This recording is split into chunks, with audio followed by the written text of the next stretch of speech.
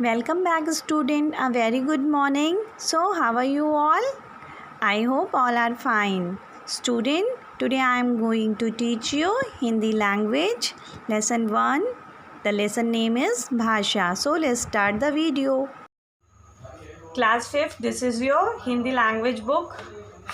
This is your first chapter, भाषा. इस chapter में हम लोग 4 टॉपिक पढ़ेंगे. फर्स्ट टॉपिक भाषा, सेकेंड भाषा के प्रकार, थर्ड लिपि एंड फोर्थ है हमारा व्याकरण. स्टूडेंट्स, वीडियो में हम 2 टॉपिक को कंप्लीट करेंगे, भाषा और भाषा के प्रकार.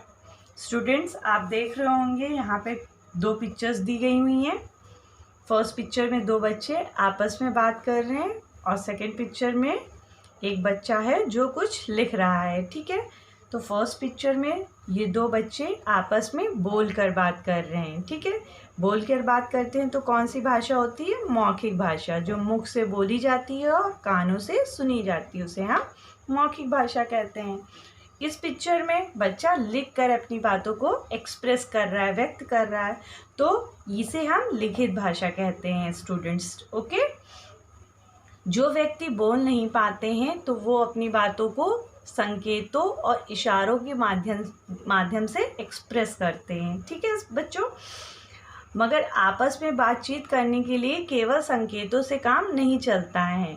हमें उसके लिए एक साधन की, एक माध्यम की आवश्यकता पड़ती है. ठीक है, वह साधन और वह आवश्यकता कौन पूरी करता है? हमारी भाषा. ठीक, भाषा के ही माध्यम से हम अपनी बातों को बोलकर, लिखकर व्यक्त करते हैं. ठीक है बच्चों, अब हम भाषा की परिभाषा देखेंगे. जिस साधन के द्वारा हम अपने भावों और विचारों को बोलकर अथवा लिखकर आदान प्रदान करते हैं, उसे भाषा कहते हैं. सिंपल वर्डों में अगर हम कहें, भाषा ही वह साधन है या भाषा ही वह माध्यम है जिसके द्वारा हम अपनी बातों को एक दूसरे तक पहुंचाते हैं तथा उनकी बातों को समझते हैं, उसे ही हम भाषा कहते हैं. स्टूडेंट्स, भाषा के प्रकार. अब हम पढ़ेंगे भाषा के प्रकार. भाषा के मुख्यतः 2 रूप होते हैं. ठीक है, यानी कि मुख्य 2 रूप होते हैं, मौखिक भाषा और लिखित भाषा. अभी मैंने आपको बताया मौखिक भाषा क्या होती है. मौखिक भाषा को बच्चों लैंग्वेज भी कहते हैं, ओरल लैंग्वेज. ठीक है, मौखिक भाषा जब हम बोलकर अपने विचारों को व्यक्त करते हैं और दूसरे सुनकर उसे समझते हैं तो उसे हम मौखिक भाषा कहते हैं. ठीक है, जैसे भाषण देना, गाने सुनना, कविता सुनना. ठीक है, तो ये क्या होती है? मौखिक भाषा होती है, जिसे हम मुंह से बोलते हैं और कानों से सुनते हैं, उसे ही हम मौखिक भाषा कहते हैं. जब बच्चा छोटा होता है परिवार में, ठीक है, जब वो अपने परिवार के वातावरण में रहता है तो उसे सबसे पहले मौखिक भाषा का ही ज्ञान होता है, क्योंकि वह लिखना और पढ़ना नहीं जानता है. वो सुनकर ही भाषा को ऑब्ज़र्व करता है. ठीक है, उसके बैकग्राउंड में, उसकी फैमिली में जो भी लैंग्वेज का यूज़ किया जाता है वो उसे ही ऑब्ज़र्व करता है, उसे ही मौखिक भाषा कहते हैं. ठीक है, नेक्स्ट है हमारा लिखित भाषा.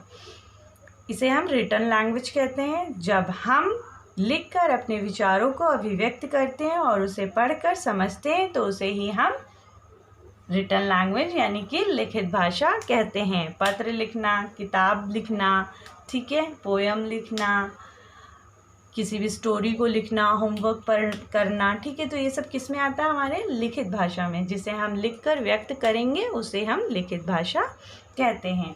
भाषा का एक और रूप होता है जिसे हम सांकेतिक भाषा कहते हैं. अभी मैंने आपको बताया जो व्यक्ति बोल नहीं पाते हैं तो वो अपने इशारों और संकेतों के द्वारा ही अपनी बात को पूरा करते हैं. ठीक है, उसे एक्सप्रेस करते हैं. अब हम पढ़ेंगे भारतीय संविधान में सम्मिलित की गई भाषाएं. कौन कौन सी भाषाएं सम्मिलित की गई हैं? हमारे देश में अनेक भाषाएं बोली जाती हैं. भारतीय संविधान में बहुत सी भाषाओं को मान्यता मिली है.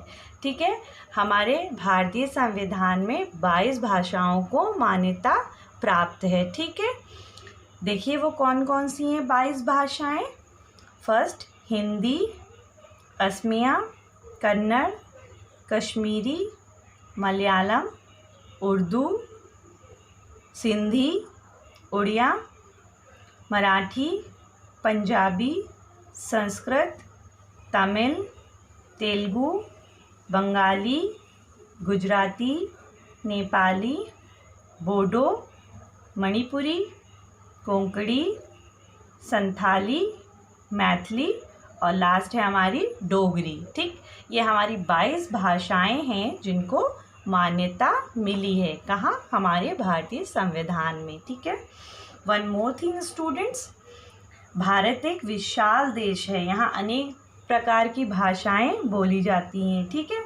तो हमारे भारतीय संविधान में 14 सितंबर 1949 को हिंदी को भारत की राज्य भाषा बनाया गया। ठीक है।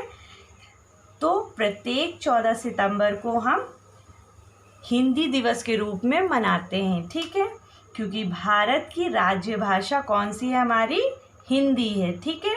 तो हिंदी को हम एक दिवस के रूप में मनाते हैं जो प्रत्येक 14 सितंबर को मनाया जाता है। स्टूडेंट्स, आपको भाषा की परिभाषा और भाषा के प्रकार और भारतीय संविधान में सम्मिलित की गई भाषाओं को लर्न करना है। नेक्स्ट वीडियो में हम लिपि और व्याकरण के प्रकार को पढ़ेंगे। Thank you.